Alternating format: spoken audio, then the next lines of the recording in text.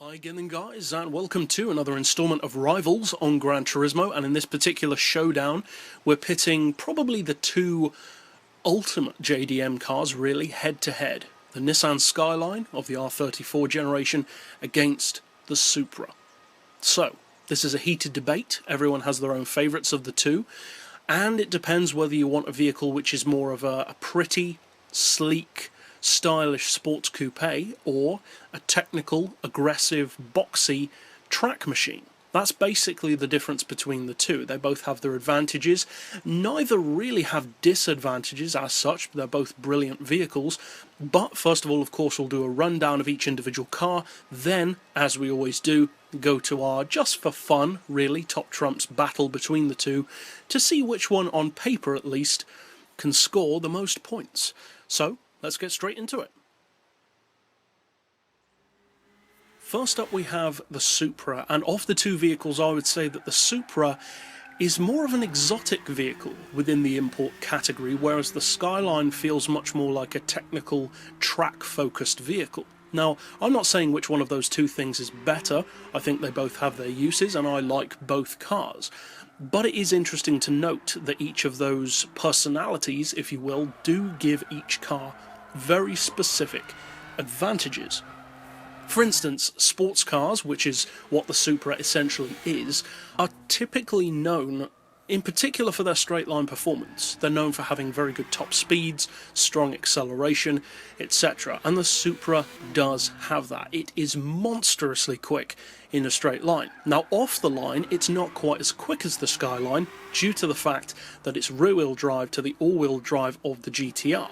Plus the fact that they're both putting down over 900 horsepower, but that the Supra's putting down nearly 1,000 foot-pounds of torque compared to the Skyline's 850, means that, yeah, of course it's going to wheel spin off the line.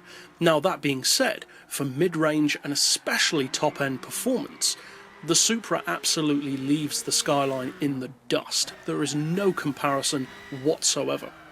With the Skyline, you're looking at around 270 miles per hour without the use of NOS or slipstreaming off of another driver.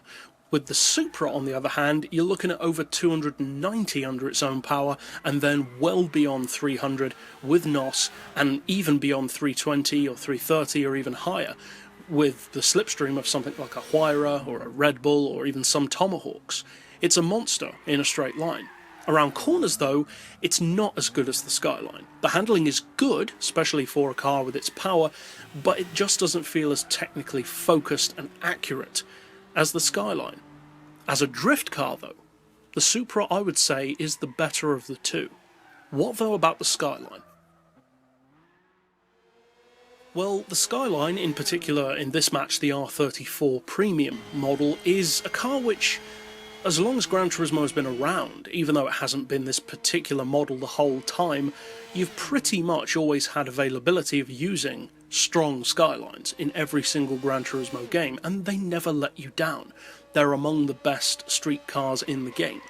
And not just in a straight line, which is the obvious choice, but around the track, which in the long run is actually more useful, because there are relatively few tracks on Gran Turismo with the exception of a couple. You've got Route 7, Route X, Monza and the Le Mans. Those are the four primary ones, but apart from that, the vast majority of circuits require grip, handling and drivability. Anything on top of that is basically a bonus. So with the Skyline, it gives you that. It gives you the grip, the handling, to some degree even a beginner-friendly and very forgiving nature of driving, considering that it is putting out even more power than the Supra at over 960 horsepower. Both of these cars are extremely quick in a straight line, though one is significantly faster than the other, but around the track, the Skyline more than makes up for it. Now, as usual, I have put the exact lap times down in the description below, but suffice it to say, the Skyline was over 10 seconds quicker around Sierra with both cars in fully tuned form. So for sheer value for money, both vehicles are excellent, but which one actually wins when it comes down to the points? Well, let's find out. As we lay out the fully tuned specs of each car in their peak build, you can start to see where each car gets advantages over the other. And funnily enough, as different as they are in the way they drive, they're actually surprisingly similar for the most part on paper. The weight, the power, the engine size, even the price to some degree shares very similar levels of ability. Now, as far as price, the Supra definitely gets the point, being just under 44 grand, to the Skyline's still very impressive 61 grand. Both are superb value. As far as engine capacity as well, the Supra wins out. Now, of course, as I've mentioned before in this series, having the larger engine is not a guarantee of being the better car, but being as it is just for fun in the top trump style way of doing things, the bigger engine is always awarded the point. So that point also goes to the Supra at 3 litres to the Skyline's 2.6. As far as PP though, the Skyline fights back, and not just by a small margin. The Skyline is 648 PP compared to the Supra's 621, but both are very high. That is serious race car territory and touring car territory as well. As far as power, again, not much between them, only 20 horsepower difference in their fully tuned form. But the point again goes to the Skyline, with 964 horsepower to the Supra's 944. For torque though, as I alluded to earlier on in this video, the gap between the winner and the second place is massive in this case.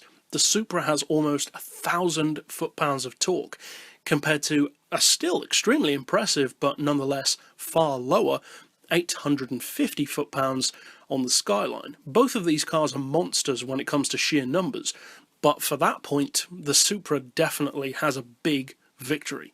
As far as weight as well, the Supra manages to win out, but again, not by much, only 40 kilos between them. They're both very impressive as far as weight, and actually I would say that the Skyline is more impressive than the Supra, given that it's also all-wheel drive and carries that associated extra mechanical weight. That's pretty impressive. As far as horsepower per tonne though, that slightly lower weight of the Supra helps it to gain an advantage, ever so slight, but an advantage nonetheless, over the more power of the Skyline, giving it 781 horsepower per tonne to the very close second 772 of the Skyline. Again, both cars remarkably high. And although, as always, lap times are not awarded points because there are just too many variables involved, such as driver and tune, as well as, of course, the track choice, it is notable, as I mentioned earlier, that the difference between the two does go in favour of the Skyline by one of the biggest margins we've ever had, but that's not too surprising given the size of the track. The difference in lap time between the two is pretty significant. The Skyline gets a lap time of 7:51 compared to the Supra's 8:05, a pretty big difference between the two. So overall that does mean that, as often as it seems to happen in this series, the losing car is quicker around the track, just going to show that bigger numbers don't necessarily mean that much in reality. The winner as far as points, purely for the fun of it, is the Supra, winning by 5 points to the Skyline's 2.